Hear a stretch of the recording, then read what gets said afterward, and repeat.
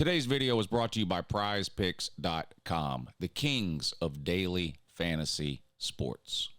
Exactly 1 year ago yesterday, November 7th, 2020, that was the last time the Georgia Bulldogs lost to a team not named Alabama. It's been over 4 calendar years since Georgia has lost to anyone else. And they've got Ole Miss coming up this weekend on the road in Oxford. We're going to talk about that video today. Make sure you check out today's sponsor, prizepicks.com.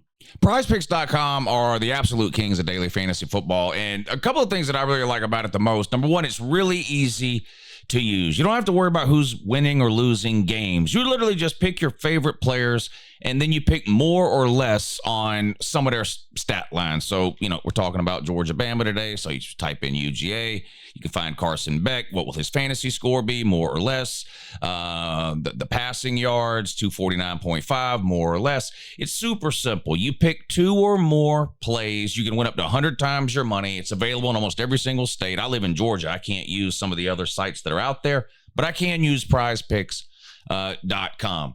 Head on over there, check it out. You'll be glad you did. Prizepicks.com. Make sure you use promo code Uncle Lou. That's one word, uppercase letters without any spaces, Uncle Lou. They got a great promotion going right now. Make any $5 play, and whether you win or lose, they're going to give you $50. It's literally that simple. Prizepicks.com, promo code Uncle Lou. Make sure you check them out. All right, I'm going to talk about the game, give you my thoughts on both teams' offenses and defenses, and where I think there might be some advantages from either team against the other, and do my best to break down this game the Uncle Lou way. But I'm not even going to make you wait to the end. I'm just going to tell you right now up front, I'm picking Georgia to win this game. I'm not picking Georgia to lose to anybody not named Alabama until somebody not named Alabama beats them. Over 4 calendar years since Georgia's lost to anybody other than them. Ole Miss, on the other hand, has a hard time winning these games under Lane Kiffin. You go back and you look at his time in Ole Miss, and you go and you look at every single season, and you circle the 2 biggest games. They're all losses. Last year, Georgia and Bama. This year, LSU and Georgia. Already lost to LSU this year. Got Georgia this weekend. Last year, lost to LSU and Bama. Has lost to Bama every year. Lane Kiffin has. That's no shame. Obviously, Georgia loses to him all the time, too. But the point is, in a big game like this, I'll take Kirby over Lane Kiffin. No shade at Lane Kiffin. He's a good coach. In fact, I've had to kind of change my tune on him some. I was not that high on him when Ole Miss hired him. I was kind of stuck on some of his antics and things that he had done younger in his career, or earlier on in his career when he was younger. I do think he's matured some, and he's become a pretty good coach. Look, they've got one of the best offenses in the SEC. They can sling the ball all over the yard. Jackson Dart is a machine at quarterback, 515 yards and 6 touchdowns last week on the road against Arkansas. They don't run the ball great, at least not as well as they did last year, but they do run the ball. They don't abandon the run. They are going to run. They attempt a balanced offense. Obviously, the passing been a little bit better than the running this year for Ole Miss, and they've beefed up on the lines of scrimmage, and this is where Ole Miss has kind of got whooped in years past when they've played sort of the upper echelon of the SEC, the Georgias and the Bamas, for example, is along the lines of scrimmage. The game last year in Athens just totally got away from Ole Miss. They ended up losing 52-17. Now, Georgia's not 40 points better than Ole Miss last year. That game just got away from them. And there was nothing Ole Miss could do. That's not going to be the case this year. I think this is going to be a great game. Georgia's favored by 2.5 on the road against Ole Miss. Ole Miss, of course, is sitting on 2 losses. Georgia just the 1 loss. This is a back against the wall kind of cornered animal game here for Ole Miss. Really, every game they play from here on out fits that criteria. They had plans on making the expanded 12-team playoff heading into this season, and the likelihood of anybody, Ole Miss included, getting into the playoffs with 3 regular season losses is almost impossible at this point when you look around the landscape of college football and you see the number of undefeated 1-loss and 2-loss teams that are out there. It's going to be hard for a 3-loss team to get in. So this is a huge game here for Ole Miss. They get it at home. Lane Kiffin, of course, wanted this game at night, but the LSU-Bama game has been picked up by the TV networks for the night game, so this one bumped to 3:30. Georgia comes into this game having only lost 1 game. That was week 4 on the road at Alabama. They, of course, since then have gone on the road and won convincingly at Texas, 30-15, back when Texas was ranked number 1. That's definitely Georgia's best win of the season. Turned around, beat Florida last week, but sloppy games by Georgia offensively, particularly at the quarterback position, Carson Beck. This has been a topic that has been addressed. I'd love to know how many hours have been spent on YouTube, podcasts, TV channels, whatever, this week talking about Carson Beck's interception struggles. Now, admittedly, I'm a Georgia fan, so we've been talking a lot about Carson Beck's struggles and his interceptions going all the way back to the Alabama game, and sort of the national college football media is now just kind of catching on. And it does feel like this week in particular, everybody is piling on Carson Beck. And look, I'm a big believer. We all know quarterbacks get way too much credit when things go right and way too much blame when things go wrong, right? So I'm all for criticizing a quarterback who clearly has underperformed this year, clearly has regressed. The Carson Beck that we saw last year is nothing like what we are seeing this year. He's already got way more interceptions this year than he had all of last year. Last year was his first year as a starter. And he played pretty good, almost 4,000 yards, 20-something touchdowns, 6 or 7 interceptions. It was a great season for Carson Beck. That's why he was considered one of the best returning college quarterbacks in all of college football, along actually with Jackson Dart, the Ole Miss quarterback.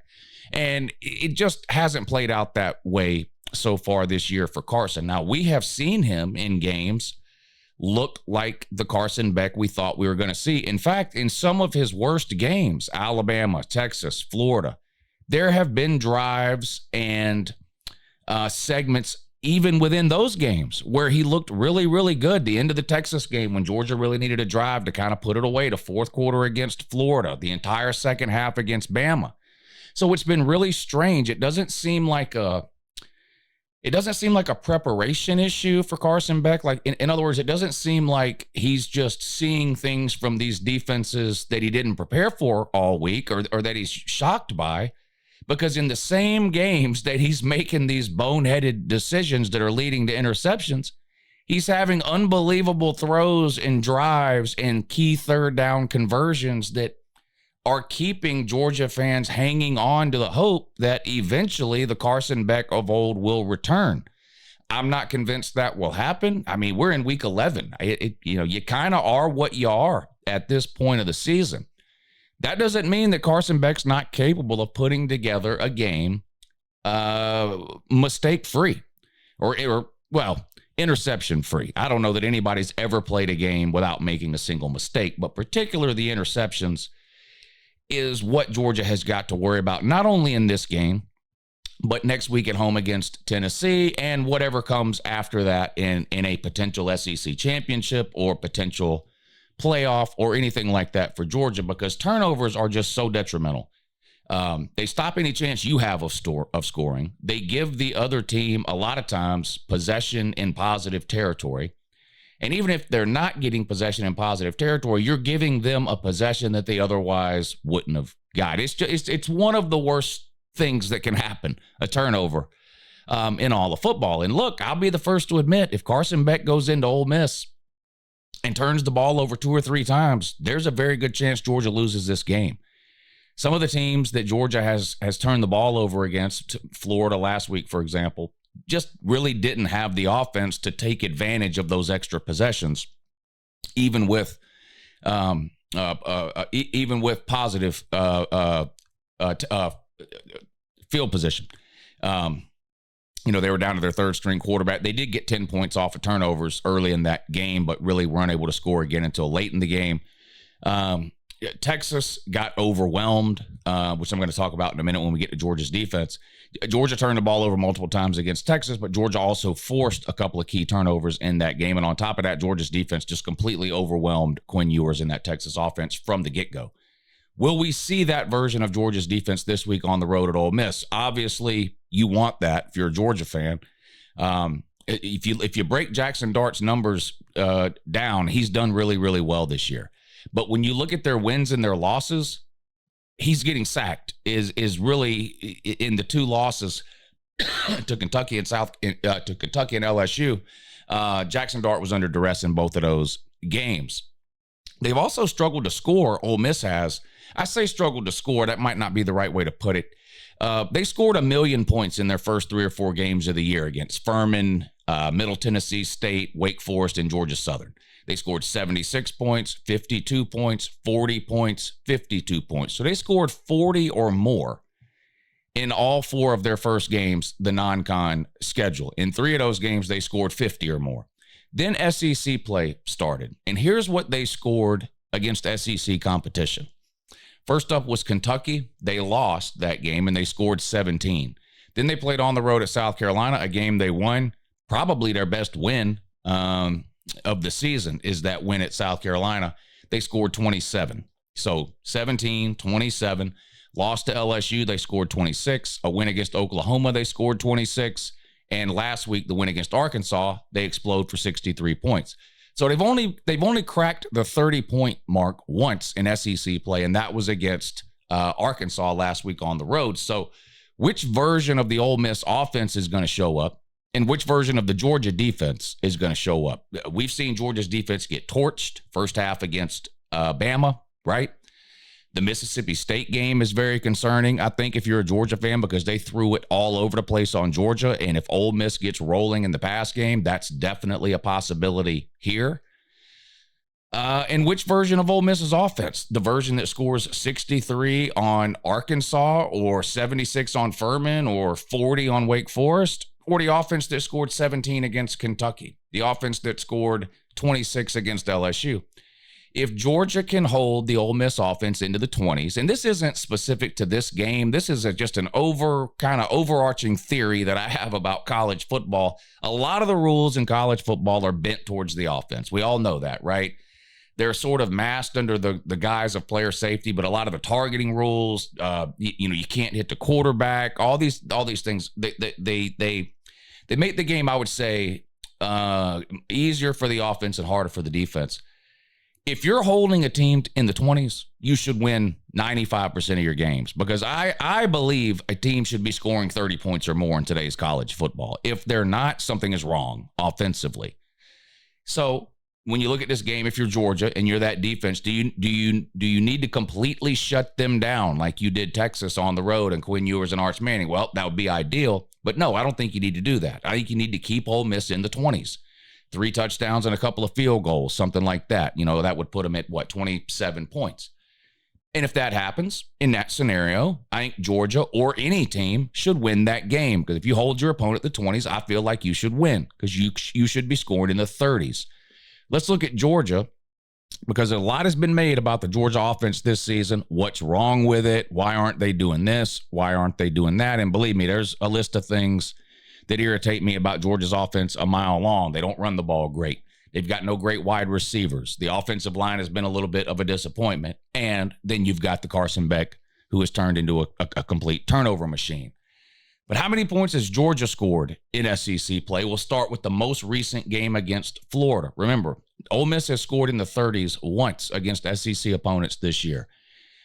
And all we hear about it is how great their offense is. Wouldn't you agree? Jackson Dart is great. The receivers are great. The running backs are great. Okay, and I agree. They're really, really good. They've scored 30 points or more once against SEC competition this year. Georgia, who all you hear about is how terrible their offense is, what's wrong with Carson Beck, why can't they run the ball? They don't have any wide receivers that anybody's afraid of. I'm not even saying you're wrong about any of that. But let's look at the points that Georgia has scored in SEC play, starting with the most recent game.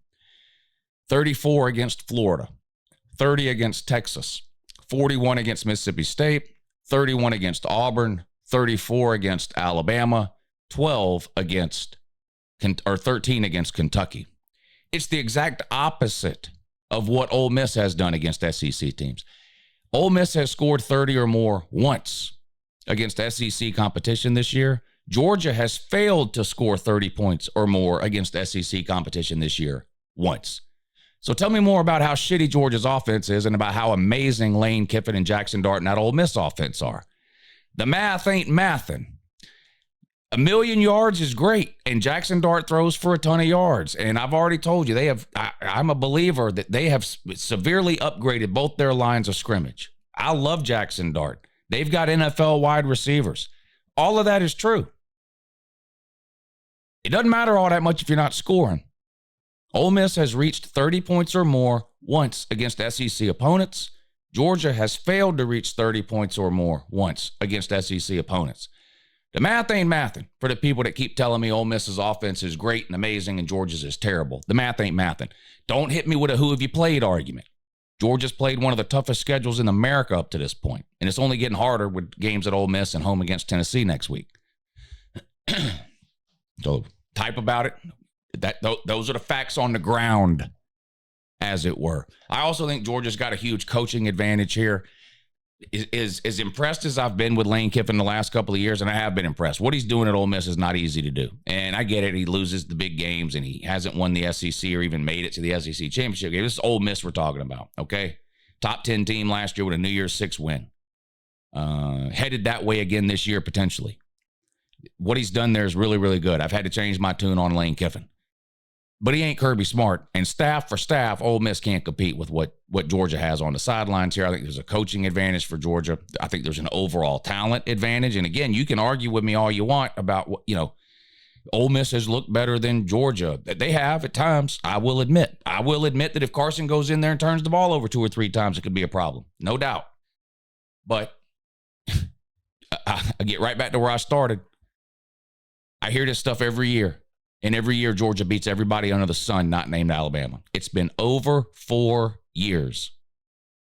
Over 4 calendar years since anybody not named Alabama has beat Georgia. And I'm not just talking about the SEC. In that 4-year time period, Georgia has beat Clemson, Oregon, Ohio State, Michigan, everybody in the SEC, including Bama once. They've beat a who's who of the college football world. You name a good program over the last 4 years, and Georgia has beat them, period. That's all there is to it. And Ole Miss ain't Bama, and they're not winning this game. Georgia's favored by 2.5. I do think it'll be close. I'm going to say Georgia wins this one 34-27. Appreciate you watching. Have a good morning.